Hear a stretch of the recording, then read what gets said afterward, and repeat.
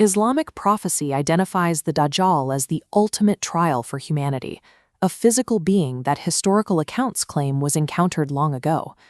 This encounter centers on Hazrat Tamim Dari, a man who set sail with 30 companions on a routine voyage across the sea. A sudden, violent storm intercepted their ship, throwing them wildly off course. For an entire month, the crew drifted, hopelessly lost in unforgiving waters. Eventually, the severe weather broke. Exhausted and desperate for solid ground, the battered crew washed ashore onto a completely desolate, uncharted island.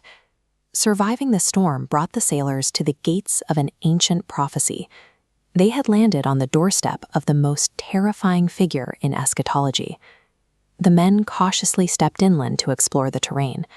Almost immediately, their path was blocked by an unnatural, deeply unsettling creature.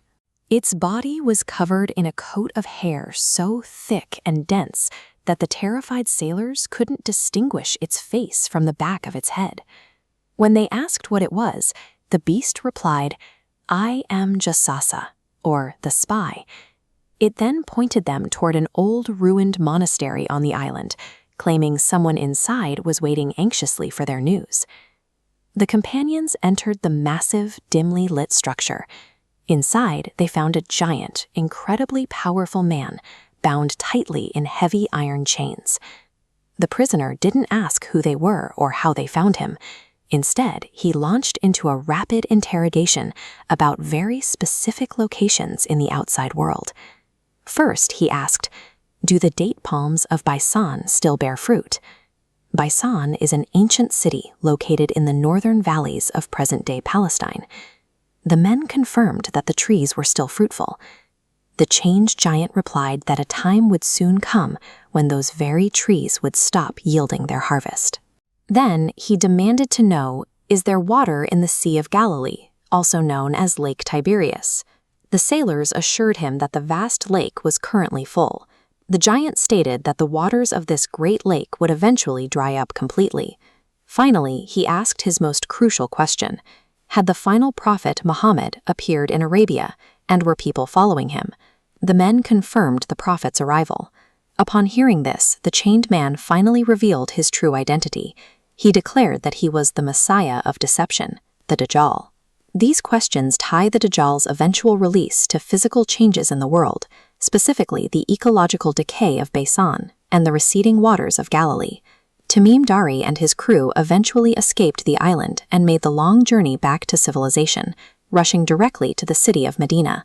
Upon arriving, Tamim Dari sought out Prophet Muhammad and detailed every moment of the encounter.